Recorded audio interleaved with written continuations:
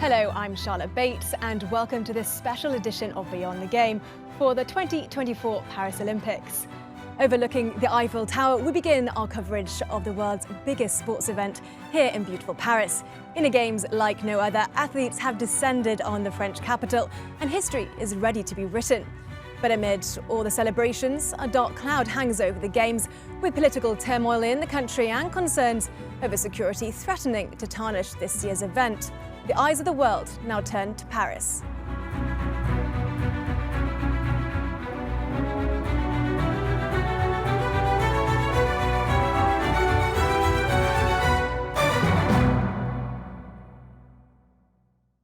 France prepares to welcome 15 million spectators and over 10,500 athletes for the 2024 Summer Olympics.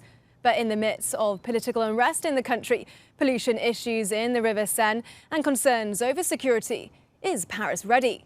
Peter Franks reports. With Paris 2024 about to begin, the eyes of the world will be turned towards France for what is meant to be a joyous festival of sport. Paris is maybe at this stage the best prepared city ever. But while there won't be a pandemic to deal with like the COVID-affected games in Tokyo, there are plenty of other issues to confront. French politics is in a state of turmoil since President Emmanuel Macron called a snap election. I was flabbergasted to hear the President of the Republic decide to dissolve the country. Not that the result was one that allowed him to carry on as before, but all the same. Potentially more worrying could be a terrorist attack, both in terms of a cyber strike or an actual physical assault on the French capital.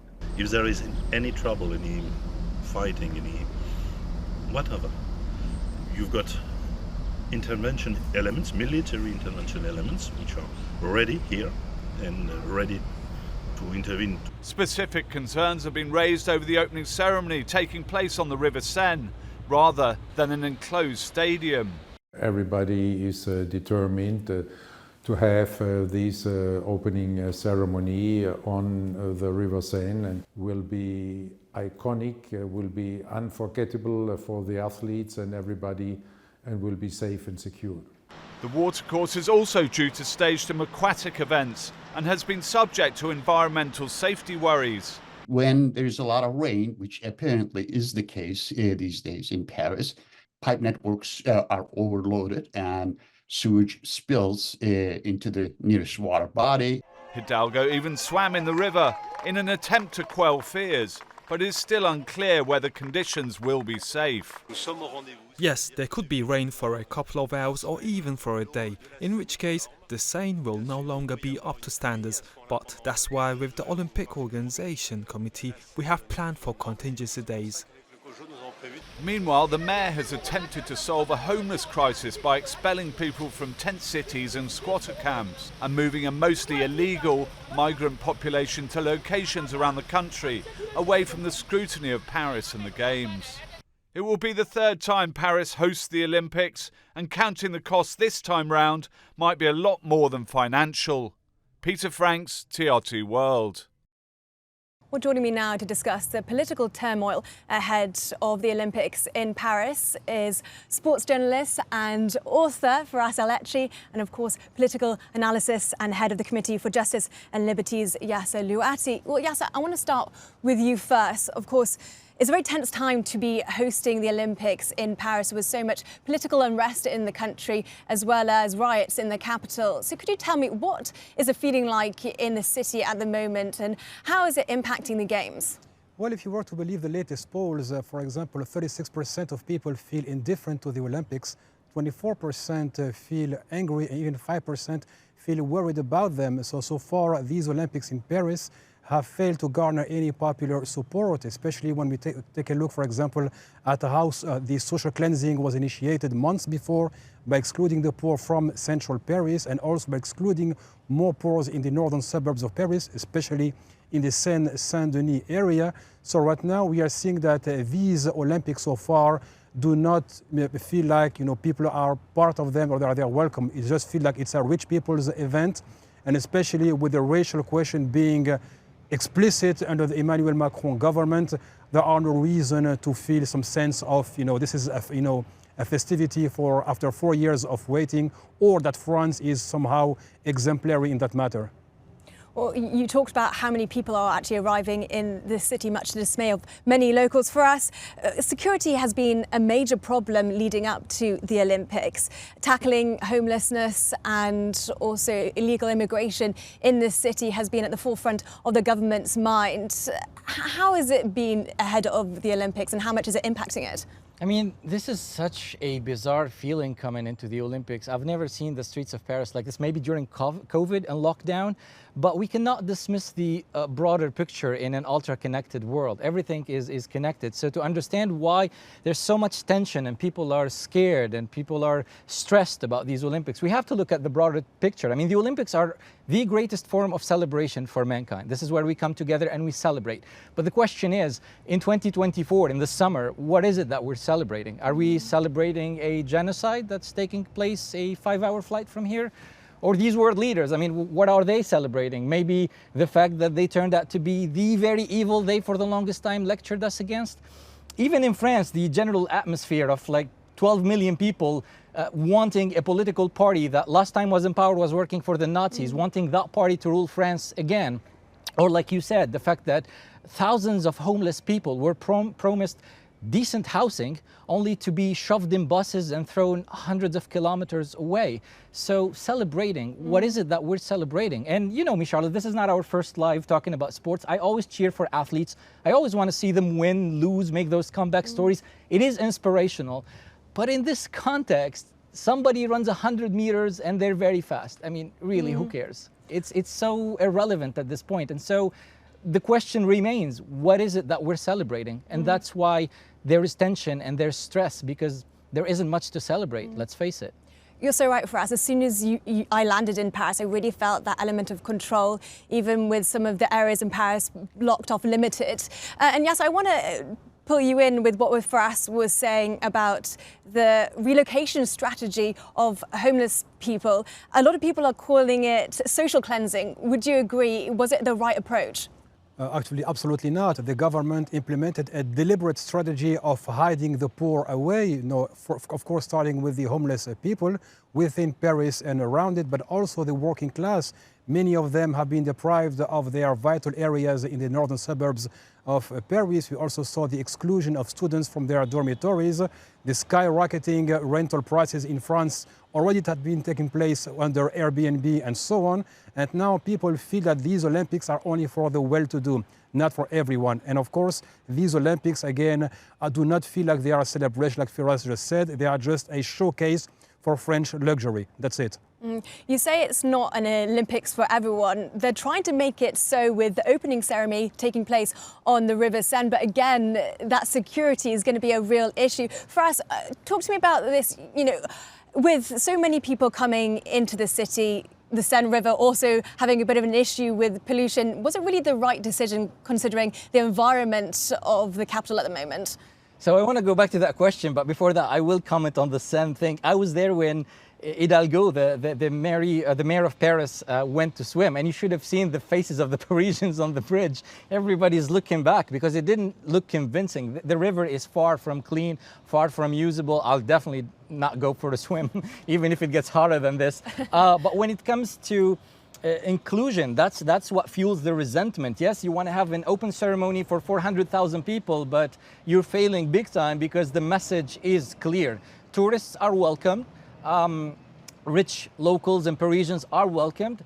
And then you might have rats and perhaps human waste, forgive me, but then homeless people and refugees. Because while they make all this effort to kick homeless people and refugees out of the city, they're not doing the same when it comes to rats. I invite you to go to the back streets of the town and see what it's like. So it's not inclusive. And in the way they put them in the buses, and the way they're excluding people, to think about when I was here 2 years ago during the World Cup before I went into Qatar, and all the shows and all the hours on air telling us Qatar is bad, Qatar doesn't respect human rights, Qatar is not inclusive, do not go to the World Cup in Qatar. But here, I mean, how do you think you're any different in any way? I mean, I'm not asking for much here, by the way. All I'm asking is just a minimum level of consistency and a minimum level where you practice what you preach.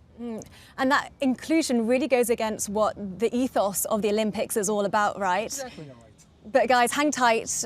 Before we go on, we're going to talk about how the Paris Olympic problems impacts on a global scale. A controversial hijab ban placed on French athletes has not been reversed by authorities. It means Muslim women will miss out on sports, including basketball, football, and volleyball. And the conflict in the Middle East continues to split opinion across the world, with demonstrations taking place daily. France has not been immune, and Olympics should be used as a platform for both athletes and the public. Well, as we just heard, Yasser, politics and the modern Olympics have always gone hand in hand, and this year really is no different, with the 2024 Paris Games in the backdrop of Israel's attack on Palestine. So will Gaza be in the spotlight, particularly as the calls for Israel to be excluded from the Games really has fallen on deaf ears? Well, these Olympics are also a display of the moral collapse of the West. It is okay to expel the Russian delegations from international competitions, but it's okay to welcome Israeli athletes, who have most of them taken part in the genocide right now in Gaza, to also welcome the Israeli government that is intentionally wiping out the Palestinian population, but also the complicity of Emmanuel Macron, who is not only welcoming these people, but also trying to dismiss any criticism of their presence, while at the same time his broader political alliance is demonizing those who, like Thomas Portes from the Insubmissive France Party, called for the banning of the Israeli delegation. So honestly, I do support for politics to be on display in the Olympics. It's the biggest showcase for humanity around the world, but at the same time, it can never take place when people are, experiencing censorship. And again, the Israeli delegation has nothing to do in my city where I was born, and at the same time, I do encourage people to continue pushing the narrative that the people support Palestine, the elites support the genocide. Well, for us, going on what Yasser has just said about how politics should really be a part of the Olympics, the IOC have taken a very apolitical stance. Is that the easy way out? Should they have done more? Or, after all, Russia invaded Ukraine 2 years ago, and they were very quick to condemn that. So why is this situation different? I have no idea what it's different and how they see the criteria, but if you want to remain neutral, do so. But if you take actions against Russia because it invaded another country, clearly you need to take action against Israel. Okay, what are the criteria? I mean, you have the ICJ telling you that it is an occupying force, Israel, and it is illegally present in Palestinian territory.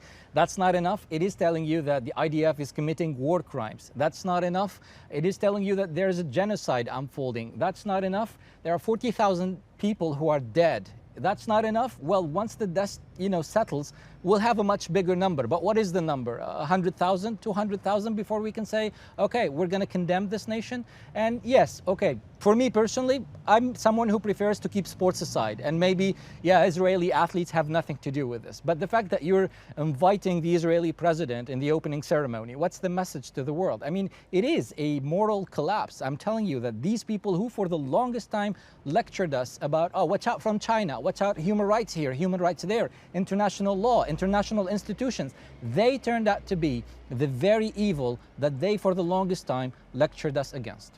Well, you talk about what the message is. What is the message from France? The controversy continues with them banning their athletes from wearing hijabs.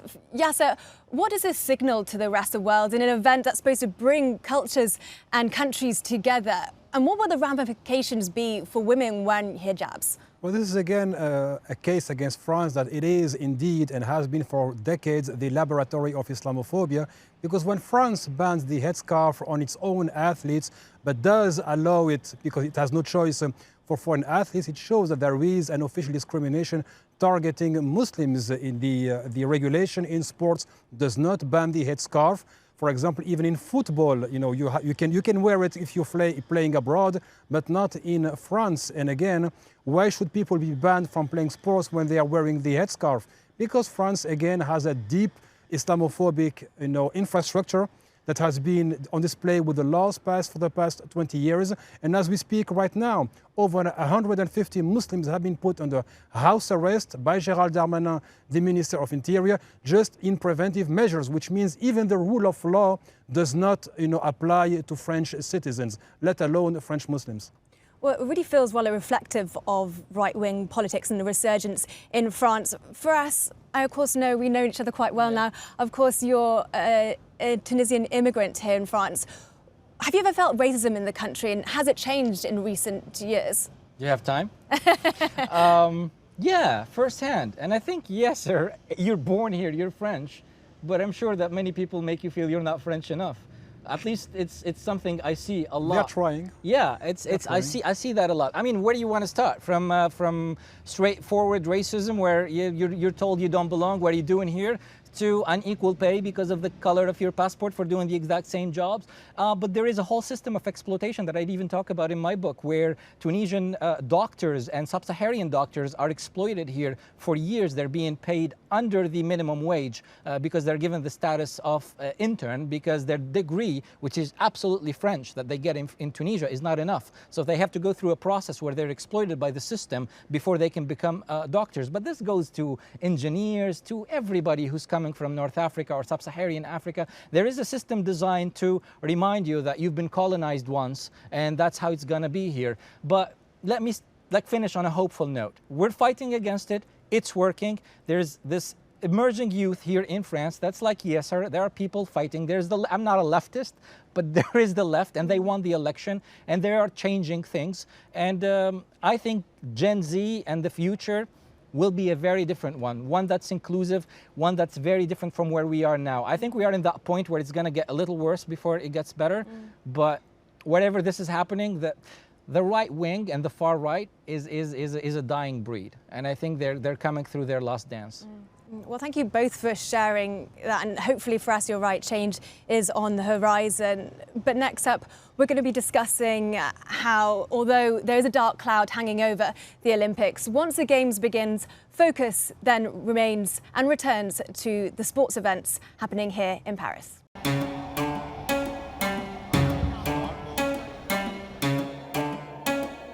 The world's best athletes gather in France for 19 days of Olympic action.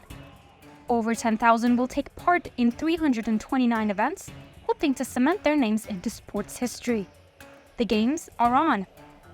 Medals in 32 different branches are up for grabs. Surfing, skateboarding, and sport climbing return after they debut at Tokyo 2020, while baseball, softball, and karate have been axed from Paris. And athletes will compete in breakdancing, more commonly known as breaking, for the first time as the Olympics are trying to appeal to younger audiences. Breaking might break the mold, but millions are still expected to tune into classics like swimming, track and field, and diving. Simone Biles will return to the Olympic Games in gymnastics after getting the twisties in Japan, this time to become the most decorated American in Olympic history. I never pictured going to another Olympic Games after Tokyo just because the circumstances. I never thought I would go back in the gym again, be twisting, feel free. Team USA are also bringing all their NBA hotshots as the likes of LeBron James and Steph Curry aim for gold. Tennis superstars Rafael Nadal and Carlos Alcaraz will be teaming up to bring Spain the men's doubles gold, while Novak Djokovic gives the singles event potentially one last hurrah, surgically repaired knee and all. The Summer Olympics are one of the most watched events of the sporting calendar. Approximately 3 billion people tuned in to witness history at Tokyo 2020, and the Paris Games look to meet that goal. All the eyes are on the athletes, marking their names as they aim faster, higher, and stronger. Céline Touche, TRT World. Well, as we just heard, the biggest names in sports are ready to make history at this year's Olympics. And joining me to discuss what to expect at this year's Games is, of course, our very own Robin Adams and Talha Duman. Talha, I want to start with you. We've got some huge superstars here in Paris. Who are the standout names and what are the major events to look out for? Oh man, it's so tough to decide, it's so tough to choose. As we heard in Céline's package, over 10,000 athletes, that means over 10,000 individual incredible stories to look out for. But to just talk about sports a little bit, tennis I think is kind of easy to watch. We know the big names. We know Novak Djokovic is trying to go for that single gold medal that he's been missing throughout his career. We're going to see a team up on the Spain team with Carlos Alcaraz and Rafael Nadal. And Andy Murray, as we heard a few days ago, is getting ready for his big swan song. Two-time gold medalist, going to retire after Paris 2024. Well, we could talk about just the names all day, and you know I'm a big tennis fan, so being able to watch Djokovic here in Paris, that's going to be something special. Robin, it's not just the classics though to look forward to. We've got plenty of new events at this year's Games. Can any break the mold? I think the brilliant thing about Olympics is that each host city can put their own stamp on the kind of games that they want. In Tokyo, two big sports, the Tokyo 2020 Games were baseball and karate. Those have been taken off the Olympic calendar as France now seeks to stamp their authority on this particular Olympic program. So they've done a tweak with climbing. We'll see some speed climbing, but I think the excitement around one particular sport is breaking, or as we call it, breakdancing. So it's high energy. It's dancing meets gymnastics meets karate. So there is some form of karate in this particular sport. And globally, there's just so much excitement about this brand new sport that really came through in the 70s already on the streets of New York City when people were dancing on their heads and doing dance moves. And really, it is a sport for everyone, young, old, and everyone in between as well. I spent a bit of time with the athletes in Turkey. The athletes are referred to as B-boys and B-girls.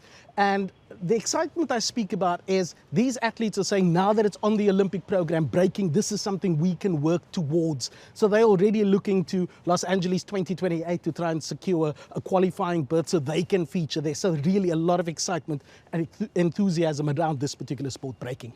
Well, you speak with so much passion. You really sold me on the breakdancing. I'm certainly going to watch that. But Tala, I want to talk about some of these names that you mentioned. The Team USA men's basketball team, Steph Curry, LeBron James. Is this Dream Team 2.0? Well, get ready to see some more passion. I've been watching basketball since the 1996 Olympics. And for every Olympics, the U.S. national basketball team, they're the favorites, without a doubt. And I think this time around at the 2024 Olympics, will probably be the final time they're the clear-cut favorites. The reason being, when you look at prior Olympics, this time around they had to bring everyone available. They had to bring all the All-Stars available, and spearheading their efforts is LeBron James. Even though he's 39 years old, he's been amazing in their lead-up games. I think they almost lost to South Sudan and they won by 1 point. They were kind of looking a bit rusty against Germany, but LeBron James propped them up. And like I mentioned, at 39 years old, he's leading the team after a season, his 21st season in the NBA, where he averaged 25 points, 8 rebounds, 7 assists. This is what we talked about Andy Murray being, this being his Olympic swan song. I think this might also be LeBron James's Olympic swan song if he doesn't decide to play at 44 years old in Los Angeles in 2028. Compared to the 1992 team, which was the original Dream Team, then that team with Michael Jordan, Magic Johnson, Larry Bird, the teams they faced had a total of 9 NBA players. This time, this Dream Team will be playing against more than 60 NBA players, I think. So probably the last time they're favorites, but even though they're the best team the Team USA has had, they're going to be facing probably the hardest opposition they've had in the past more than 30 years. Well, if it is LeBron's swan song, I'm glad we're here in Paris to witness it. But next, we're going to take a look at Turkey's medal prospects for Paris 2024. Turkey will have 102 athletes competing in 18 different sports in Paris. And Tokyo 2020 gold medal winner, archer Mete Gazos, headlines the group. The two Busanaz's head spear Turkey's efforts in boxing, but they have 8 fighters in total. Then there's a women's volleyball team who have their sights set on completing their trophy collection after an incredible summer just a year ago. And it's all in the hopes of getting better results compared to last time around in Tokyo, where Turkey won a national record 13 Olympic medals. Well, as we just heard, Turkey have big aspirations at this year's Olympics. But Robin, after winning 13 medals, can they build on that success? I think the short answer is yes. I mean, I've reported from and reported on many Olympic Games, and every 4-year cycle you're seeing that Turkey representation just growing and growing exponentially. You mentioned 102 athletes competing in 18 sports at Paris 2024. The thing is that for the second time in recent memory, we now have a bigger representation of women and versus men. But that is just how qualification has served up that particular stat. But the thing is, with optimism also comes expectation, and I think Turkish sports fans certainly will be expecting medals. Well, I love that stat that there's a bigger representation of women, and that's really reflected in the women's volleyball team. You have to be living under a rock in Turkey if you haven't heard of what's happened. Of course, they won the World Cup, so surely they only have eyes for gold here in Paris. Exactly, and it wasn't only the World Cup, right? They won the Euro Volley, they won the Nations League. All this happened last summer in a span of a few months. And so expectations are incredibly high for the volleyball team, for the women's volleyball team, like you mentioned. But again, with high expectation comes a lot of pressure. In the previous Nations League, Turkey were world #1. They didn't really go far. They got knocked out in the later stages. But again, Turkish athletes love having that little chip on their shoulders, right? They love going against expectations. And hopefully this time around, it's the women's third time that they are at an Olympics. Hopefully this time they'll get a medal out of it. But outside of them, you got to talk about your Mete Gazozuz. Like you said, he's the first archer to go into an Olympic Games, holding the gold medal, the European title, and a world championship. So big expectations from him as well. The Busanazes, as you mentioned, I think if they win medals this time around, probably everyone will name their kids Busanaz back home. And many more. Like you said, 102 athletes, 102 different stories. It's going to be an incredible games that will hopefully try to cover every single success, every single record, and every single exciting moment for the next couple of weeks. Well, as you say, expectations are certainly high, especially after Turkey got to the quarterfinals of the Euros. So hopefully they can have more success here in Paris. But Robin, Talha, it's not goodbye though, is it? You both are going to be here covering for TRT World throughout the Olympics. So we'll be speaking to you both very shortly. With Paris's beloved Eiffel Tower behind, that's all from us here in the City of Lights for this special Olympics edition of Beyond the Game. But don't worry, our coverage of the world's most historic sports event continues over the next 3 weeks. Au revoir.